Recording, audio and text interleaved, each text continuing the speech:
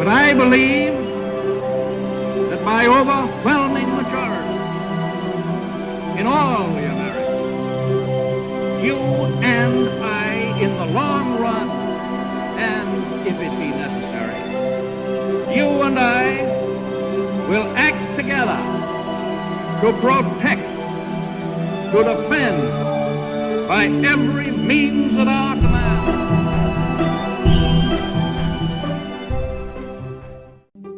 Welcome to the History in Motion podcast, where we discuss leaders, their decisions, and how they shape the world we live in today.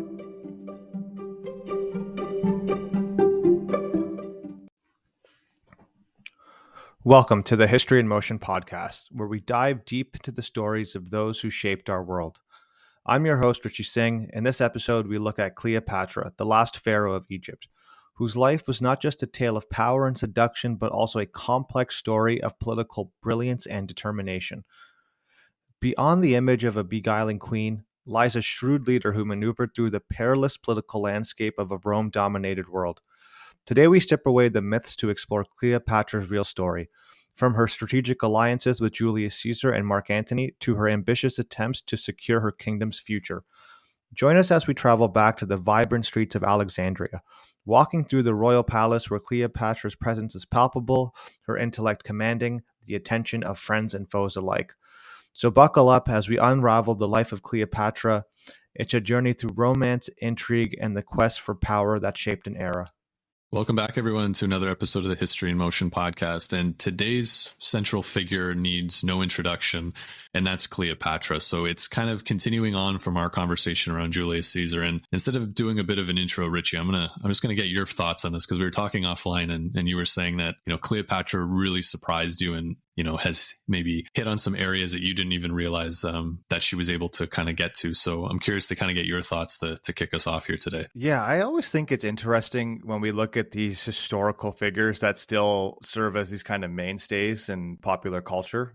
Like everyone's heard of Cleopatra, not necessarily for like historical reasons or historically accurate reasons. She's known as this like beautiful seductress who ruled Egypt, but there's so much more to her, right? And I think there's a reason like plays have been written about her. People still kind of use her as this example of beauty and female power, but you're barely scratching the surface when you kind of talk about these like really high level points that everyone seems to know about. Like when you open the hood, her story is quite complex, dynamic, and again, it is really something of a like this grand narrative and epic story that kind of unfolds throughout her life. I think we see that with so many figures that we've talked about in this podcast, where if you really just kind of scrape the surface, you really miss the truly great things or terrible things about them, and really the interesting bits of who they are. And Cleopatra is no exception, right? You mentioned this great beauty, this seductress, and there's a reason why some of those things have kind of come to the surface through popular culture and the mass amounts of propaganda that kind of came around her. And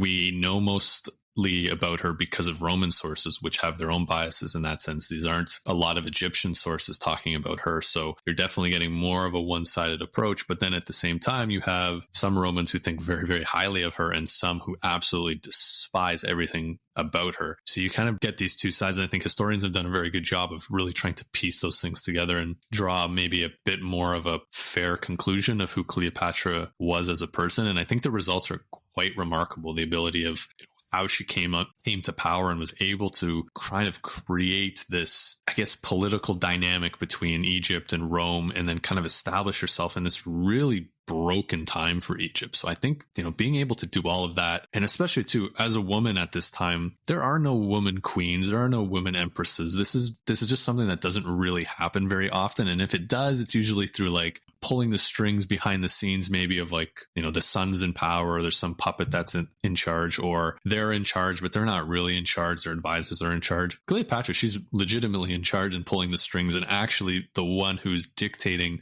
not only what's happening in Egypt, but what's happening around the Mediterranean and into Rome. So I think bringing all of that in, I think she's a really, really fascinating historical figure, and it's going to be a good one today as we kind of dissect how all those things come together. And because it wasn't simple for Cleopatra, she wasn't able to just walk on the scene and say, hey, I'm here, I've been destined since birth to be queen of Egypt or pharaoh of Egypt.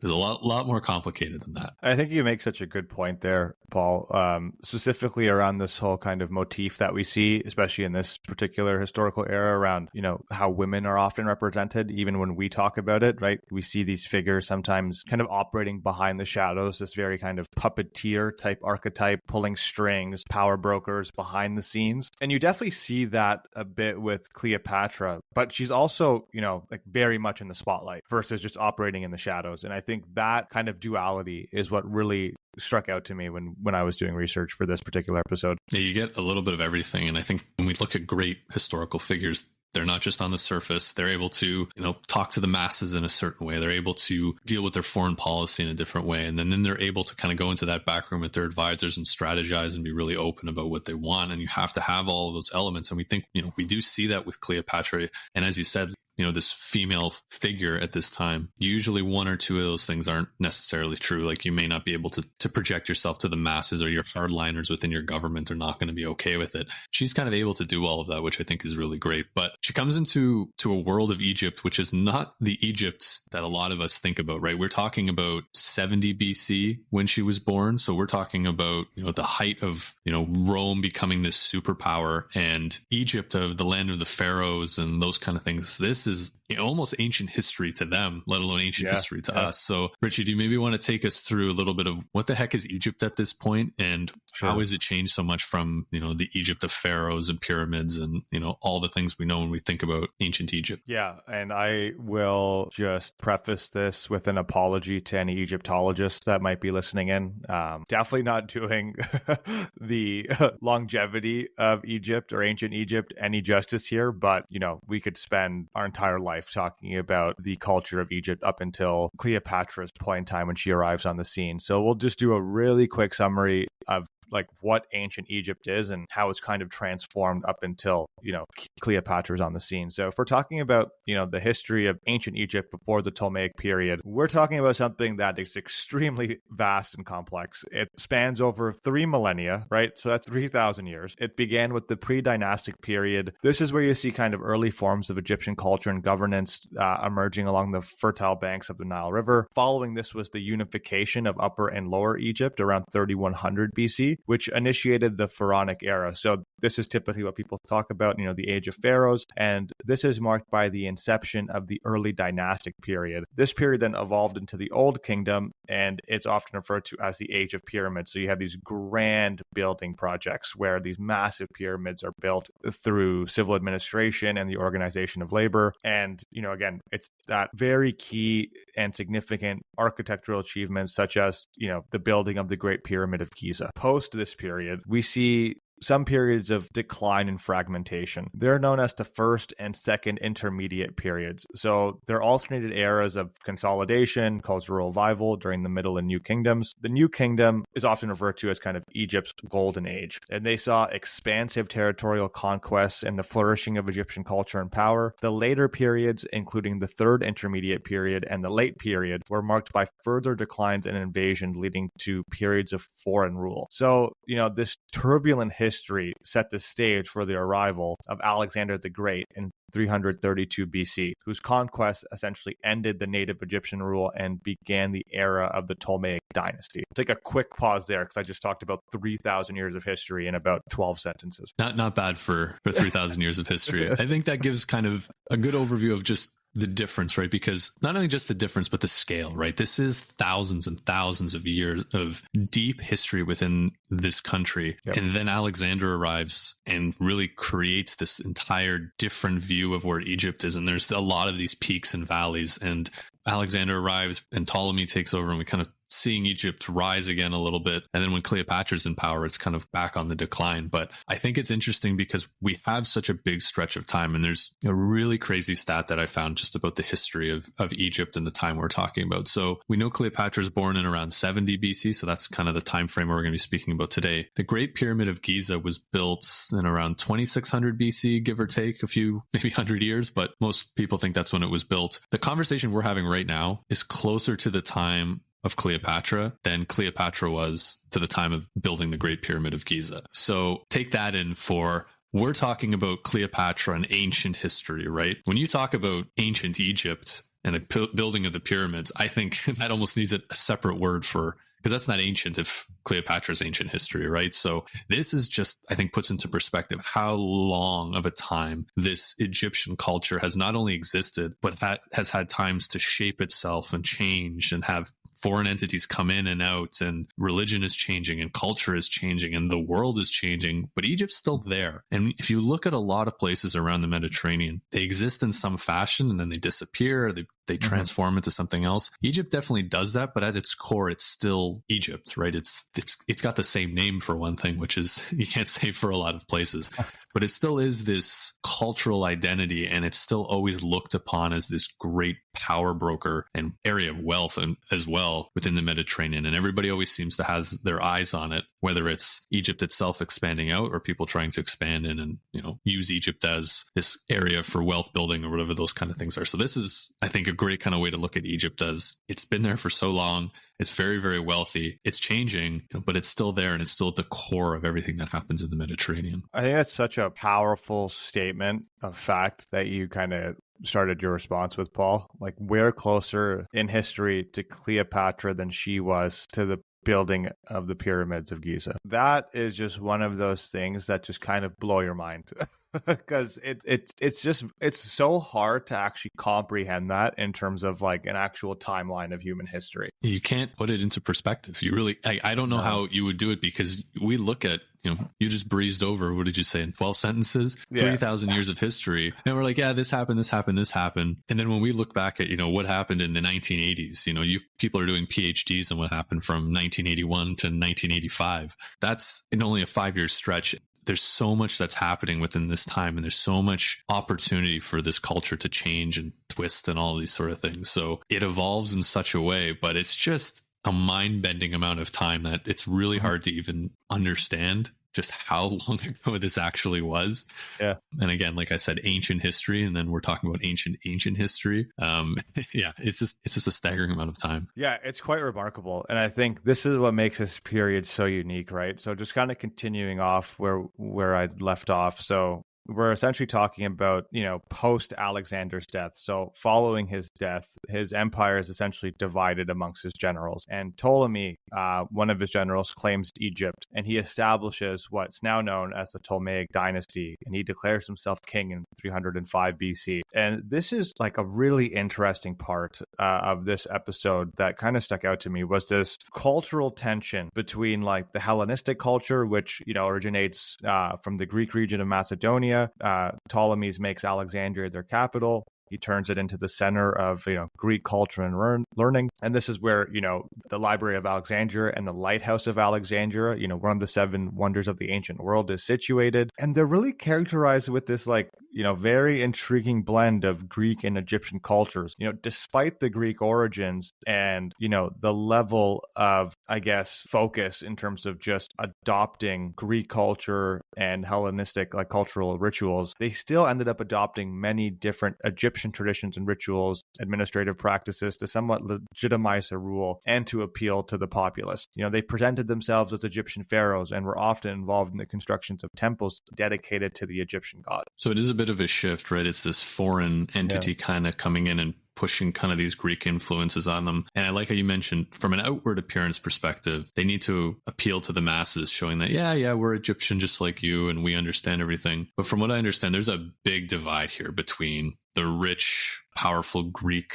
rulers of Egypt and then the common people, right? Because, and that's going to be a source of tension, I think, as we move forward. But I think that's an important point, because it's not necessarily that they're coming in and assimilating into the culture. They're really almost using this as like a colonial exercise where, the rulers sit on top, take all the wealth, keep their culture, and then the people at the bottom are who they are and they're not going to change. And it kind of always, that dichotomy will continue throughout the Ptolemaic Empire. And I think to your point, we'll we'll probably touch on this a bit later in the episode, but this is an extremely socially stratified society. And we'll touch on that a bit more, but I think just to layer into how different this society is and what Cleopatra's kind of coming into from a socio-political perspective, there is a lot of internal and external pressures that the Ptolemies are facing. So internally, the Ptolemaic dynasty is faced with frequent familial disputes and power struggles, which we'll touch on. Succession often involves conflicts among siblings and other relatives, leading to,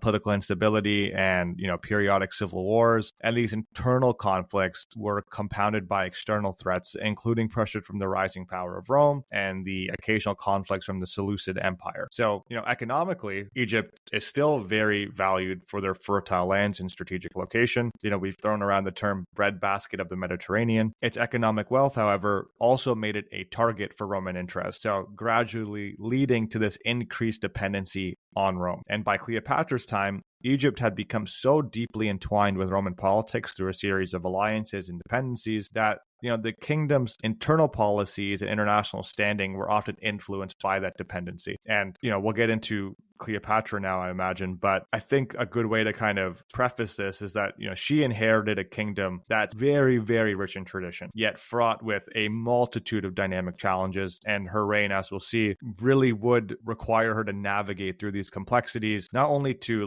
in her mind, what I would consider reviving Egypt to its former glory, but also contending with this ever looming shadow of Roman domination. I think the point there that I'm kind of pulling away is it's not only is she trying to take Egypt and make it, a great kingdom again, she's trying to save it from potentially dying out, because you're right, this cultural richness would take a while for it to go away. Rome knocking on Egypt's door from all angles is growing and growing and growing. And you look to your west, you look to the east, you look to the north, Rome's there, and they're getting closer every day. And so for Cleopatra and for her father, this is something that's continuing to happen. And I've seen some historians say, and I think it's a fair assessment, that Egypt was essentially a client kingdom of Rome. Like, they were free as long as the Romans let them. And part of that was Egypt was paying a lot of bribes and a lot of money to Rome to keep them from invading. And one of the other things that helped in Egypt's case in this particular scenario was it was so rich that the Roman Senate didn't want anybody, like a single Roman general, to take Egypt, because they were worried that this person would become so insanely rich that they could potentially start buying up more influence in Rome, or potentially pull a Julius Caesar and say, you know what, I'm the richest and most powerful, I'm going to take over and become emperor. And so there's these two elements where giving lots of money and hoping that the Senate can hold back some of these ambitious generals from actually going and taking Egypt, because everybody wanted to do it, and it would have been maybe not relatively easy, but not the most complicated invasion based on how powerful Rome was at this time, how weak Egypt was. So yeah, there's this element to it. And then Alexandria being the crown jewel of maybe the world at this point outside of Rome. And even the Romans loved the city of Alexandria. To be the one to capture Alexandria as a Roman, it would be an absolutely immense feat.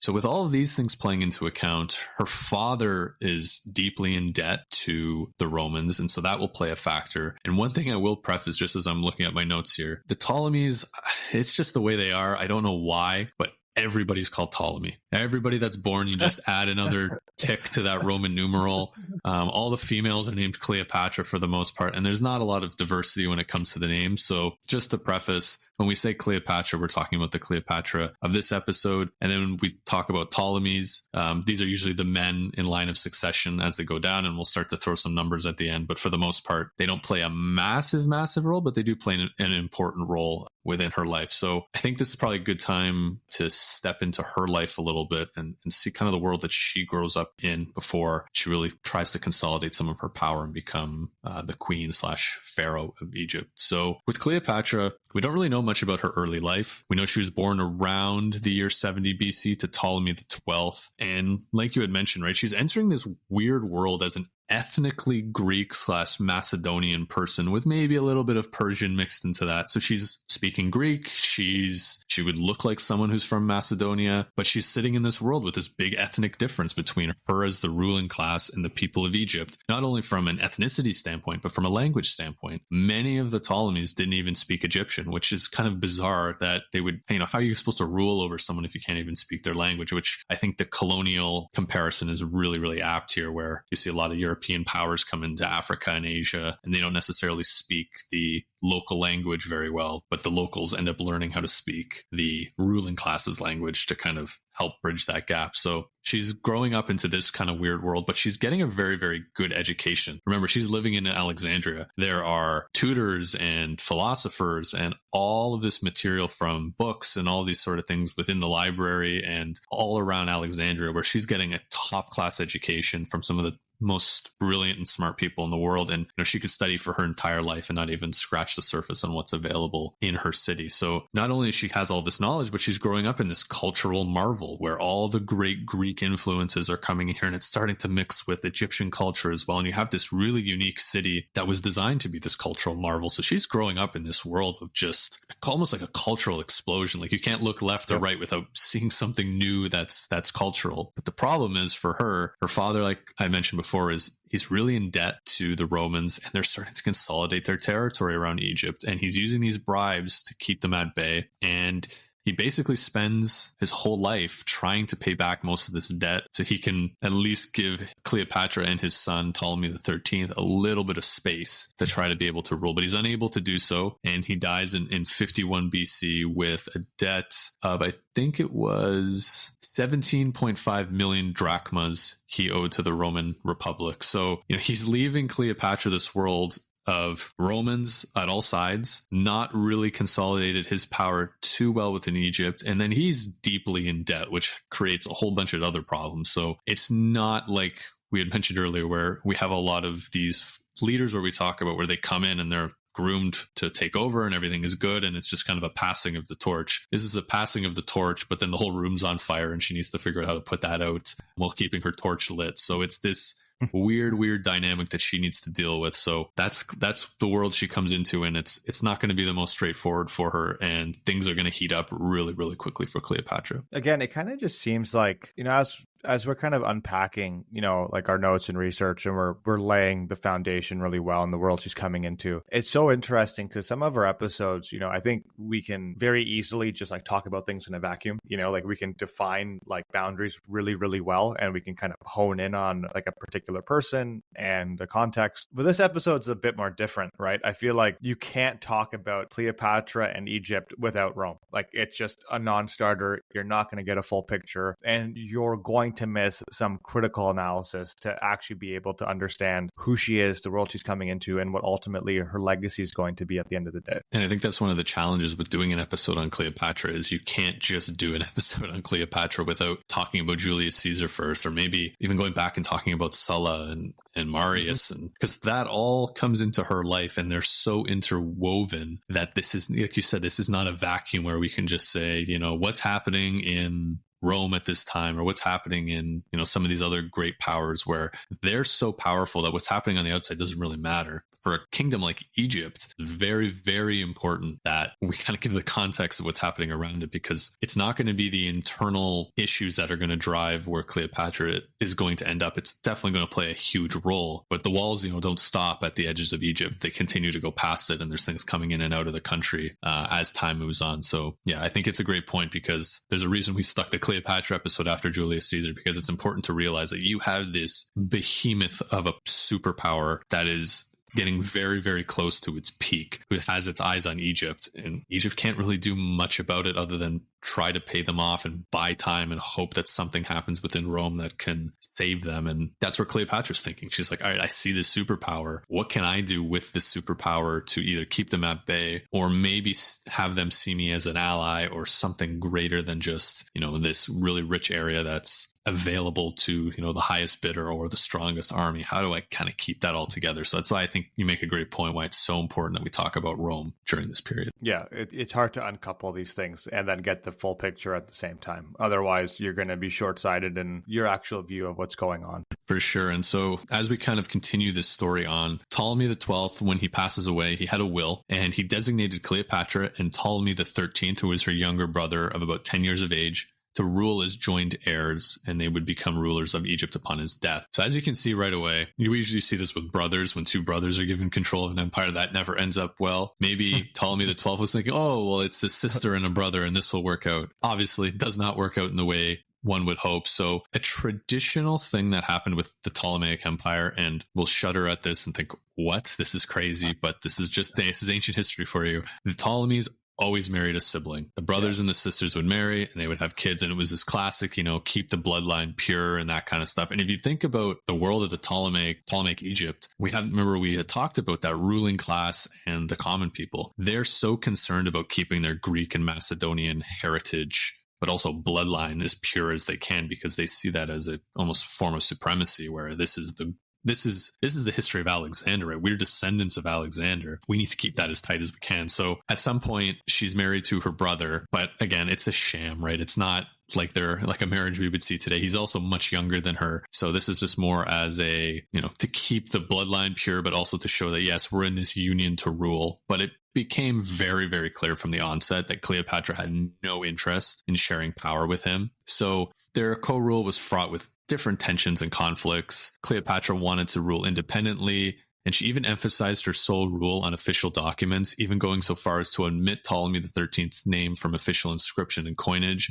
which really highlighted this rivalry and her desire for supremacy. So I was starting to think about this a little bit, and I was trying to maybe put myself in her shoes and understand, where is this ambition coming from? We don't see this with a lot of women at this period in time. Most would have just been content to say, hey, at least I have the seat at the table, right? I'm not going to be able to fight my male co-ruler who's going to have this, he's going to be able to bring armies together, and he's going to always have this gender, this level where his gender takes him gives him a little bit more of a standing. Where does this come from, right? Where is she saying, no, I'm going to be the one that's in charge? Is it just, she's just very ambitious and that's just who she is? Or is this maybe a world where she realizes that to live safely, she needs to get Ptolemy out of the scene altogether? Or maybe does she see the history of all of these male rulers who have kind of been doing the same thing, going through the motions, kind of in this tightly knit group of advisors who have kind of been pushing Egypt down this path of bribing Rome and not being able to grow. And she's saying, no, I can do a better job. I don't know what it is, but Richie, I was curious, where do you think some of this ambition is coming from? Do you think it's just innate, or do you think maybe she's seeing this as an absolute necessity, that if she doesn't take over, maybe something worse is going to happen to her or the kingdom? I think that's such a powerful question, man. Where do people get ambition? I think if Paul, you and I can figure that out, we'd be incredibly rich. But I like my gut response, and I think this is something I've thought about, not just in this podcast. Obviously, it's something that we talk about a lot, but in my own personal life, whether it's family or professional, I think some of it is circumstantial, right? I think there's always an element of ambition that is circumstantial. And I do think some of it is just innate. I think some people are just born with a different gear where they are able to not even want to, but desire more power, more control, for better or for worse. And I think when we look at Cleopatra, she might see this as her opportunity or her right to be able to consolidate power and do more for her, for her country, for Egypt. And you can see elements of how far she's willing to go, right? And I know we've talked about her brother, but historically speaking, there are some rumors, historical rumors, they're my favorite kinds of rumors, that she had a hand in potentially the deaths of 3 of her siblings, right? What does that tell us from a purely ambition perspective? Is that she is willing to take out family to be able to consolidate power and have more control. And I think when you get to a level where you're willing to, actively partake in the murder or killing of a family member to increase your own status or position, I don't know, there's got to be something there. And I think maybe it's the world she's born into. She sees what's happening to Egypt. She sees that, Egypt's kind of at the brink of this really fine balance where one step in either direction could lead to total chaos. And I think she takes it upon herself to find that balance and, stability. And this is how she does it. Yeah, I think you got it. As close as much as we can speculate and say, yeah, that's probably it. I think you're right. There's so many elements of this, and it's kind of a combination of everything, because we know for a fact that she was incredibly smart and very, very politically savvy. And so I think from her perspective, there's obviously some level of ambition there. And you probably see her trying to look through life and saying, hey, I can probably do this better than somebody else. And she does it. And then she keeps going. And then there's probably like a critical point where she's like, well, I can do all of this. I can actually run Egypt. But how do I do that? Well, it's ancient history. I got to murder a bunch of people because let's be honest. I don't know a single ruler in ancient history who just walked in maybe as an outsider, in her case, as a female, walked in and said, yeah, all right, I'm in charge. Everyone's like, oh, great. Awesome. Best of luck to you. Right. So it's got to be a little bit of blood involved. So rumor or not, she's definitely killing some people to kind of consolidate power. And that's just kind of the way it goes. And, she's not just a bloodthirsty murderer. She's going to, do what she needs to do, but she's also going to look at the country itself or the kingdom itself, and then also look at what's happening with Rome, because that's going to be the key thing that brings her to a part where she can consolidate some of her power, because this is the superpower shows up. And we talked about this, and I keep liking the colonial element to this, because we talked a lot about this when we did our episodes on King Leopold and a few other of our colonization type episodes, where we said colonization mostly didn't work out well for a lot of people. But for some people within the colonized area, it worked really, really well for them, because they were able to take old feuds and an ally with this technologically superior, richer country and basically take control. And that's exactly what Cleopatra is going to attempt to do when the Romans arrive. But before that, she has to actually rule Egypt. And it's not a good start at all. So like we mentioned, she's in a lot of debt that she needs to figure out a way to pay. Mm-hmm. There's a famine that's gone through Egypt and caused drought, basically due to some lower levels of flooding on the Nile. So there's all the floodplains around the Nile. Everything dries up. And she's also got a bunch of unemployed and assimilated Roman soldiers that were left to garrison Egypt. So throughout the preceding years, there was some Roman intervention within Egypt, and then they would kind of withdraw. But a lot of those soldiers just hung out and stayed, and they were disbanded. And now she's got to deal with these men who are unemployed and very, very talented in the art of warfare and, quite frankly, killing people. So she needs to figure out a way to understand, what the heck am I going to do with all of these people? Because if I let them run free, you're going to have bandits, you're going to have rebellions, you're going to have all of these sort of things. So she's got a way to figure out with all of that. But the big thing that's about to happen is her influence with Pompey the 13th, who's her brother. Her influence is starting to strain, and mostly because he has these 2 or 3 really, I guess, adversarial advisors who are ambitious in their own right, and see Ptolemy the 13th as their way to gain supreme power and keep their control over Egypt. And they don't see Cleopatra in that way at all. They want her out of the scene. So they see her ambitions as very hostile, and, you're going to undermine my authority. Why am I going to let this person take over? So time goes on, and eventually it's open civil war. So Cleopatra versus her brother, but really her brother's advisors. And it turns into open civil war by 48 BC. And she's only 3 years into her reign. So she has to deal with all of these issues that she's inherited from her father. Now she's within a civil war. And the first thing she does is she actually flees Egypt and retreats into Syria, where she raises an army to challenge her brother's rule. Meanwhile, though, within Egypt, this conflict started to draw the attention of Rome, who had been increasingly involved with affairs of Hellenistic kingdoms. So they've been involved in Greece and parts of Turkey, who are very, very Greek. And so the civil war reaches its critical point when our old friend Pompey the Great he's licking his wounds from being defeated against Julius Caesar. And he actually decides to seek refuge in Egypt as a way to kind of lick his wounds, gain some money, get some troops, and kind of go back and fight Caesar.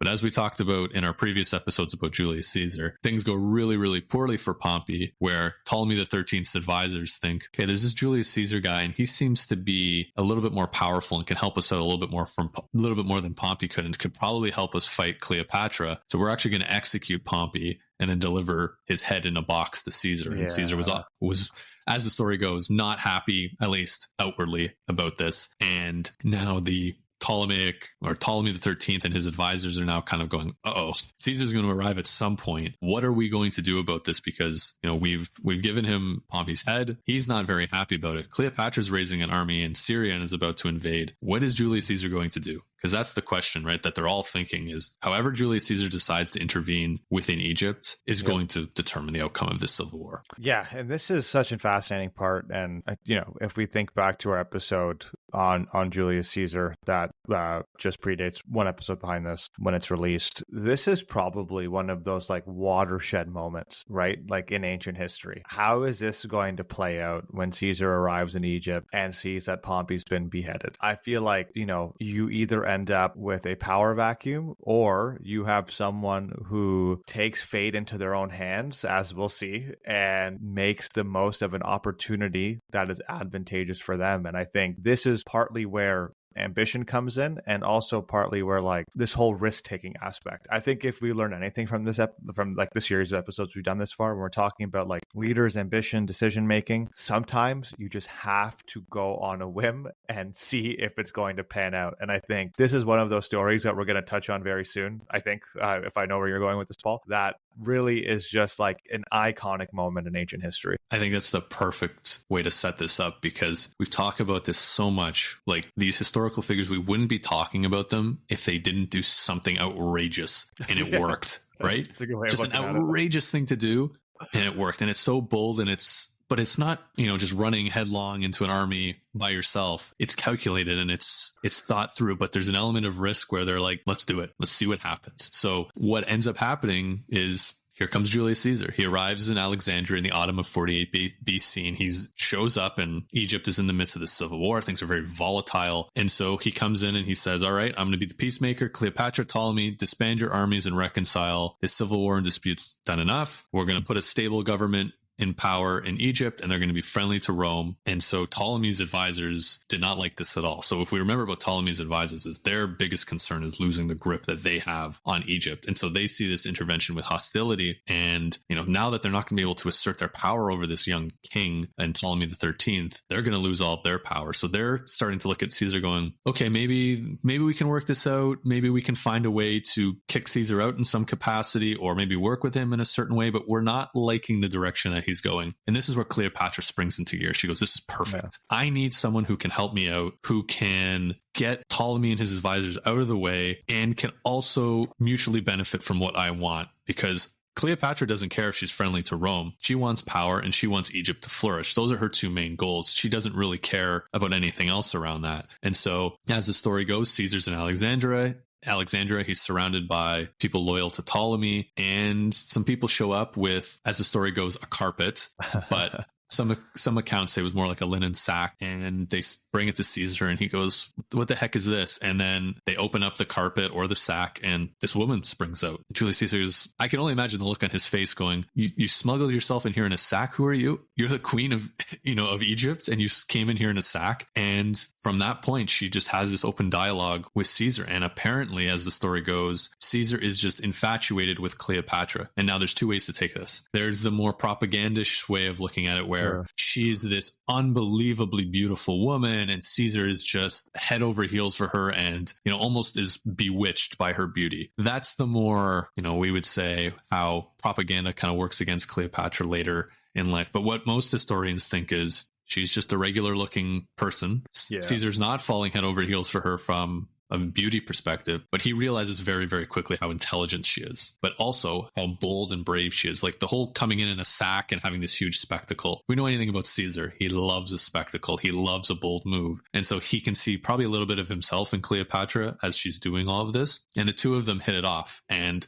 right away, Caesar decides, okay, Cleopatra's the person that I'm going to ally myself with to get Egypt under control and get Cleopatra onto the throne and then make Egypt this friendly province of Rome, or I guess client kingdom of Rome. And then Caesar also gets the added benefit of he's still in a civil war. He needs money. Cleopatra's got a lot of it, like a lot. And that's the one thing we need to take away from this. Whoever controls Egypt has a lot of money. And so we'll see this with Caesar and then eventually with Mark Antony. Cleopatra has all these great things going for her. But at the end of the day, she's really, really rich. So that also helps his story or his kind of way he's seeing this whole situation. So there we go. We have Cleopatra and Caesar. Not only do they ally themselves politically, but they actually come together as lovers, which we'll get into in a little bit. But there we go, Richie.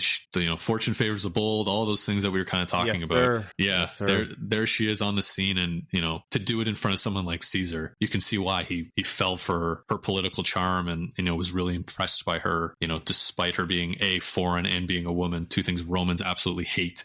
He's able to kind of see this, right? Like, this is not something a Roman would do, right? It's very, very out there. And we'll see how, people start to look at this as, kind of looking at it through some crossed eyebrows and saying, this is a little strange, but what a moment. I think this is one of those, this whole propaganda lens, I think it's something that we try to touch on a lot because history can be beautifully inaccurate. And I think that's some of the reason why people stick on to these things. Like this carpet scene is incredible, right?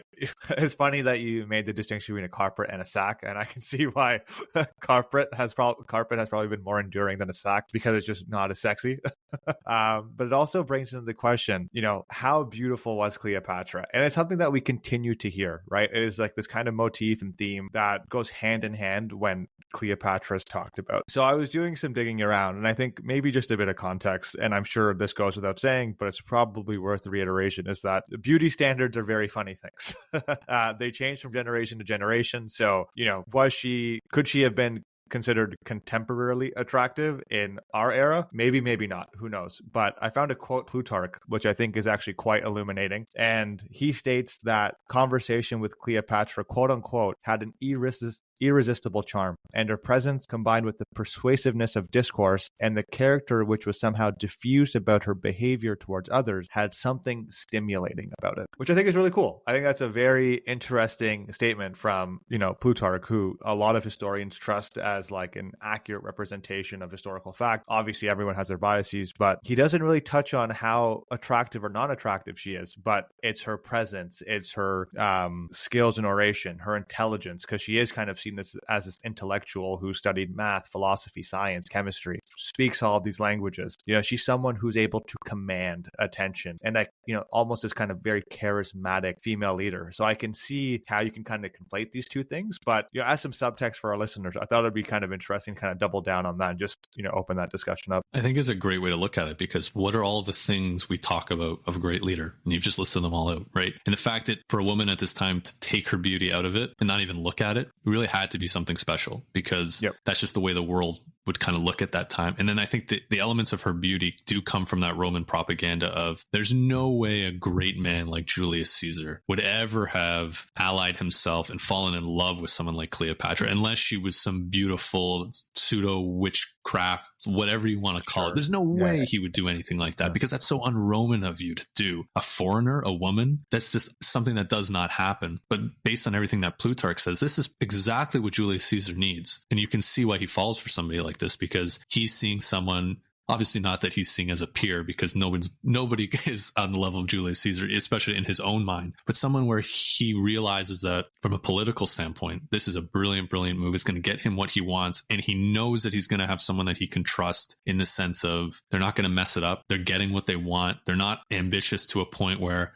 they're going to ruin this for him, but they're also not incompetent that they're going to find a way to just flounder this great opportunity. So to add on top of that, Caesar and Cleopatra they didn't just meet in this room and say, oh, great, everything's good, we're allied. Okay, Julius, go kick out all of Ptolemy's forces and we'll move on. They're actually in big trouble here. This is the closest we mentioned last week, that Caesar is to dying. The Ptolemaic troops are surrounded of Alexandria, and it culminates in the siege of Alexandria, where a massive battle is happening, where Caesar's forces are kind of backs against the wall against Ptolemy's forces. Caesar actually burns his ships because he doesn't want them to fall into enemy hands. But the beauty of Caesar and the beauty of his men is they find a way to get it done, and they do end up winning that battle. And now they're on the front foot. And so Cleopatra and Caesar combine their forces, and it does take a little bit of time, but they push Ptolemy's forces out of Egypt, and then they eventually meet Pompey the 13th and his forces, Ptolemy the 13th and his forces at the Battle of the Nile, where they end up winning, and Ptolemy the 13th drowns in the Nile. Well, attempting to flee the battlefield, leaving Cleopatra to have ultimate power now. So it's a quicker resolution, essentially, when you have, one of the greatest armies of the ancient world, plus the added help of someone like Cleopatra. So they're able to win this battle. But before this, you have the winter where typically no battles happen. Everyone shacks up for the winter, tries to stay warm, tries to, like Egypt, so you're probably not staying warm, but they do end up kind of taking it easy during the winter. And they actually become lovers at this time. And Cleopatra had now married her younger brother, Ptolemy the 14th. So again, just to add more confusion, another Ptolemy. And was restored to the throne. And then she actually gave birth to a son who was called Ptolemy Caesar, known to the people of Alexandria as Little Caesar or Caesarion. Whether we know if Caesar is the father or not, we don't really know for sure. Chances are it probably was. We'll never know. But the whole point is people see Caesarion as the son of Caesar. So that's going to have implications when we talk about Augustus, and we'll even get into him a little bit in this episode. So it took Caesar about 2 years to extinguish the flames of the civil war in Rome. So he returns to Rome in 46 BC and celebrates a huge triumph about all of his victories. And one of the things is, when you do a triumph, is when you're marching down the streets of Rome to all this fanfare, you're supposed to drag a foreign enemy with you. And he has Cleopatra's younger sister, Arsinoe, who had been part of this civil war with Ptolemy, and she's kind of paraded through the city. And Cleopatra's there. She's in Rome witnessing all of this. She stays in Caesar's private villa, and she probably was there to witness the dedication of a few different temples and things like that. But most importantly, she's there when Caesar's murdered. So in the smart things that Cleopatra knows is she's there when he's murdered. She gets the heck out of town because she knows things are about to get a little bit crazy, and, kind of gets back to Egypt. So that's kind of Cleopatra with her relationship with Caesar. But there's still another chapter to this story. So I was thinking maybe we could pause here real quick on her story and maybe just talk a little bit more about who Cleopatra was as a person. So I know we've already kind of talked about her beauty a little bit and her kind of, understanding of who she was as a person. But there was one other thing that we had talked about before, which I don't think it's the number is this high, but it is important. So not only was she incredibly charming, but her linguistic abilities were said to be very, very strong. Not only was she well educated and very, very intelligent, she's said to have known up to maybe 9 or 10 languages. So I have written out here: Ethiopian, Troglodyte, Hebrew, Arabic, Aramaic, Median, Parthian, Greek. But the most important, she learns Egyptian. And in the 300-year dynasty of the Ptolemies controlling Egypt, not a single ruler has learned Egyptian. And so that's why I think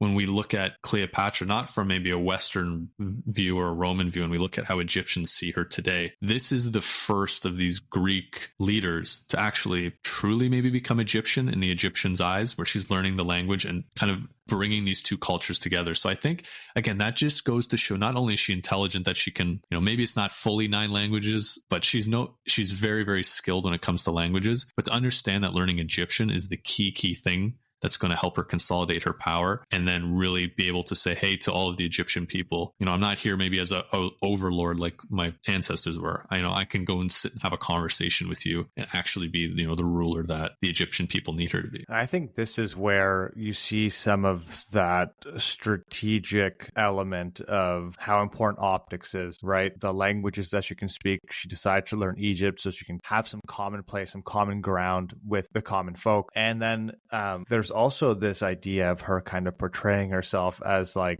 I believe it's the goddess Isis, right? Where she is kind of portraying herself as the rebirth of Isis, who is this goddess in, Egyptian culture that's maternal, focuses on childbearing and rebirth. Great PR stunt, right? Like it shows you how attuned she is to what's going on at the common ground. And I think that's what sets like really good leaders apart, is that they're able to kind of find those silver linings to provide some connection and ability to communicate and understand, even if they are far removed from it, what their populace is actually dealing with, and doing so in a way where it's reinforcing some of that, I guess, almost cultural heritage, right? To really re-emphasize that, no, I am one of you. And I think you make a great point about this leadership trait, right? There's two things I'm seeing here. Not only is it, I need to get the masses on board because, we're playing with borrowed time here, right? There's eventually a point where the people are going to say, hey, these people aren't Egyptian. Why are they ruling us? And so from a stability perspective, it's a great move. But it's also another level, and we see this with a lot of great leaders, is they're able to get past, I guess, biases or preconceived notions of how they should live. In this case, the Ptolemaic Ptolemaic ruling class would have looked at this and said, what do you care about the Egyptians for? We're Greek. We're superior in so many ways. And she may or may not have believed that. But the fact that she acts on this shows that she's able to think outside of the box a little bit and not worry about A, what other people think, but two, not get clouded by this kind of racist, xenophobic, classist, whatever you want to call it, level of thinking, because it really helps bring everything together. And she sees the benefits of it. Who cares who these people are? I need to get them on board, and I need to be able to consolidate Egypt into what it really needs to be. So I think she's able, to do that quite well. So I think moving on here, we're kind of coming up on time here, and we still have a little bit more of her story to get through. So we're going to kind of motor through a little bit of what happens in Rome. So Julius Caesar is assassinated, and we'll get into this next week when we talk about Augustus and kind of what's happening in Rome. But long story short, Julius Caesar's murdered. Mark Antony and Octavian, who becomes Augustus, split Rome into spheres of influence. So Antony controls the east, Octavian controls the west. And so the first thing Antony does is he sends for Cleopatra so she can explain her role in the aftermath of Caesar's assassination. So she sends out to Tarsus, which is in modern day Turkey, and she's told to arrive, and she comes loaded with gifts. But she does something clever here. She delays her departure a little bit. She's told, she says, yeah, I'm going to be here on this day, but she comes late. And the whole idea was to heighten Antony's expectations. And then when she enters, she comes in dressed in robes, like you mentioned, of the new Isis. And so Antony had always equated himself with Dionysus, who was the god of basically wine and just kind of having a good time, for lack of a better term. So of course, Antony's captivated by this. And I want to think that Cleopatra's done her homework here. She knows exactly what she's running into, because she would have met Antony, right? Antony had been in Alexandria before with Julius Caesar. So this is not to say that this is just who she was. This may have been part of it, but she's definitely being a little bit clever here. So Antony returns with her to Egypt, where he didn't necessarily treat Cleopatra as this protected sovereign or client state kind of ruler. He saw her as an independent monarch, which is safe to say the Roman Senate did not like this. This was almost perfect for Octavian, who is now becoming much more adversarial with Antony. As propaganda, right? So there's two things we have to remember about the Romans. They're very, very sexist. They don't like women in charge, and they're very, very xenophobic. They do not like foreigners. If you're not a, traditional Roman male who is, part of this Republican ideal, they hate everything that Cleopatra stands for, because, and I have a quote here that I wrote down, which may or may not be kind of true, or kind of something that I wrote to say, this is what maybe a typical, Roman Republican would say. It's, a foreign independent female ruler, that's a threat to our Republican Roman ideals. They don't like what it stands for, because the Romans are becoming very, very conservative around the Republic, but also seeing this change that's happening as they're slipping more and more into an empire and whatever you want to call the time where, the Republic is kind of dying and this empire is starting to rise from those ashes. So you can start to see here where Antony's seeing Cleopatra in this one way and kind of getting really close to her. Octavian's not liking this in Rome because they're adversarial, and the Senate's definitely not liking this. And Antony's away in Egypt and Octavian's back in Rome. You can see how this is not going to end well, especially for two hyper ambitious men like Antony and Octavian. And now Cleopatra very, very soon is going to be in the exact same situation that her brother was in, of Pompey or Caesar, Antony or Octavian. And she's going to have to make a choice here. Yeah, it's full circle almost, right?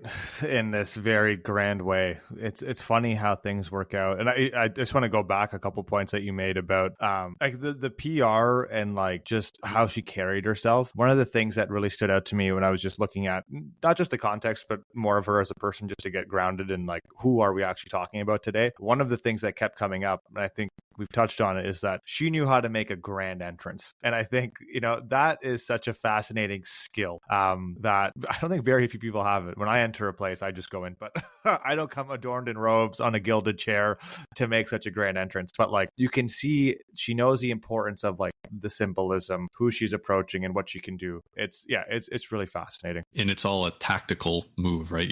Like you said, like she knows who she's seeing, and she knows what's going to make Antony tick. So like we talked about last year, Antony's not a very good administrator, and he actually failed pretty miserably at it while he was in Rome, but he's a great soldier. So he definitely likes the fanfare and the kind of heightened spoils of war and that kind of stuff. So with Cleopatra bringing him to Alexandria, they just lived this life of debauchery, quite frankly, where they were almost living as this again, there's some PR in this, I'm sure, but this dedicated life, like a cult to Dionysus, where it's just like food and drinking and just lavishness and just over the top everything. But I'd like to think that Cleopatra understands exactly what she's doing here. She needs to she knows that Antony has control of the eastern provinces of Rome. She needs him on her side. And then Antony needs her because she's really, really rich, as we mentioned before. And he knows that there may be a civil war coming and he needs some help from that perspective. But he also wants to wage a campaign into Parthia, which he does. And it turns into a complete disaster for Antony. So during that time, Cleopatra also gives birth to twins who she names Alexander Helios and Cleopatra Selene, which are sons of Antony as well. So they're living this life.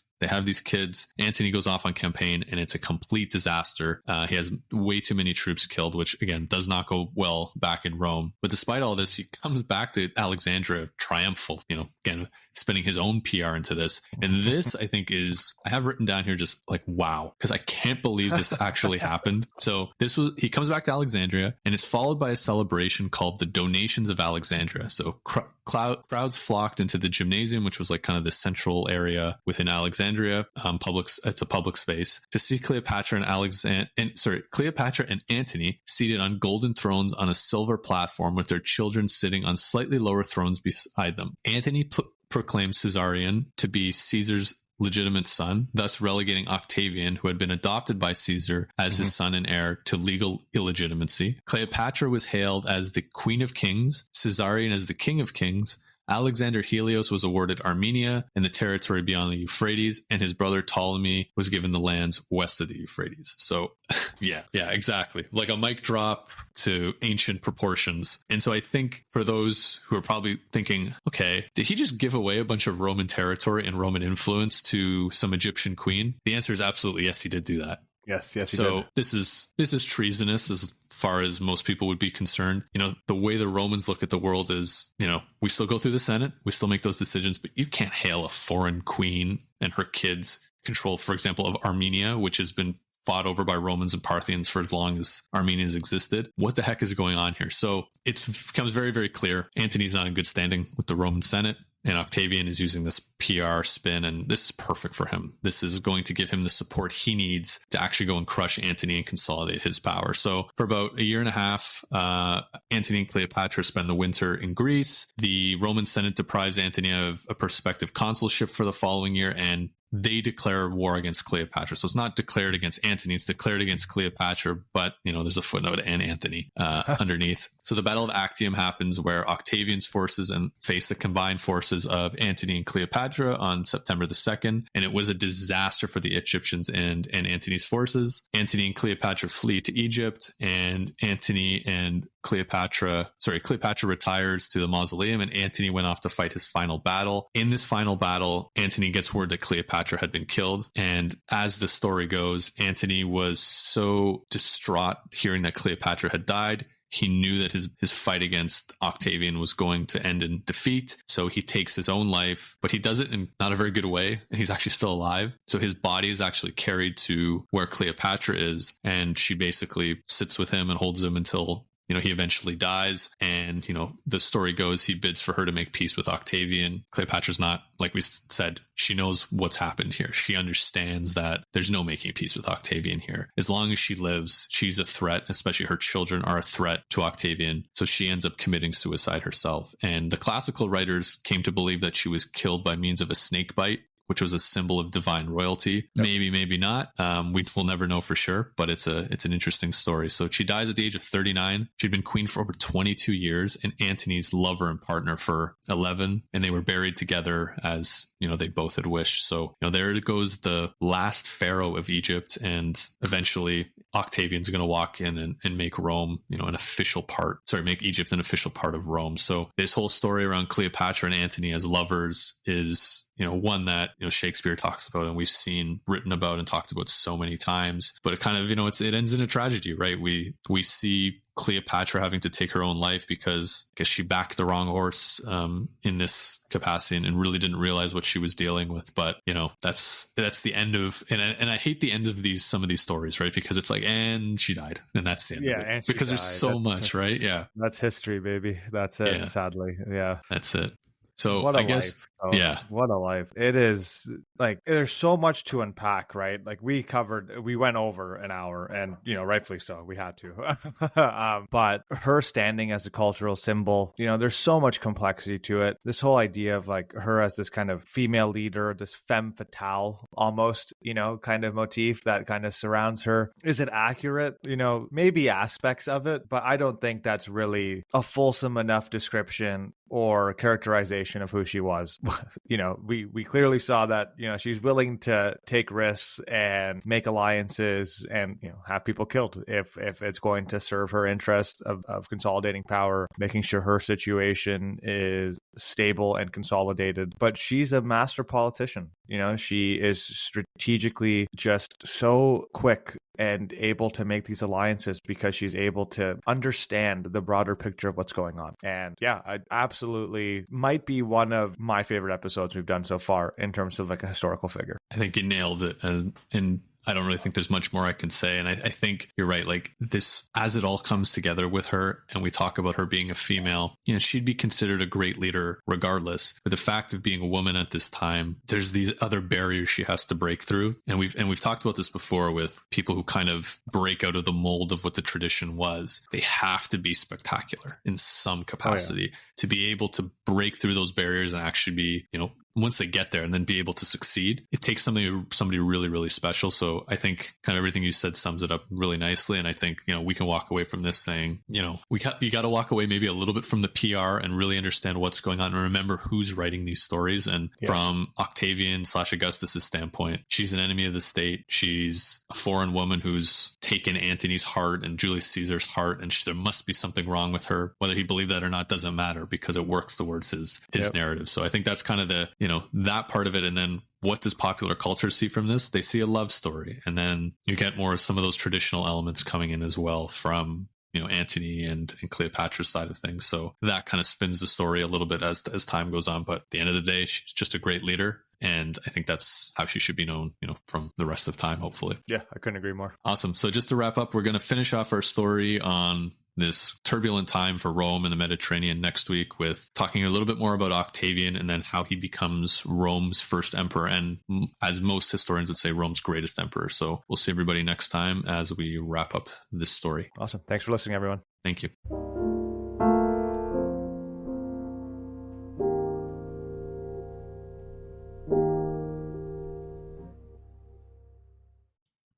Thank you for listening to today's episode of the History in Motion podcast. If you enjoyed our journey through time, please subscribe, rate us, and share the podcast with friends. Your support helps keep history alive. Until next time.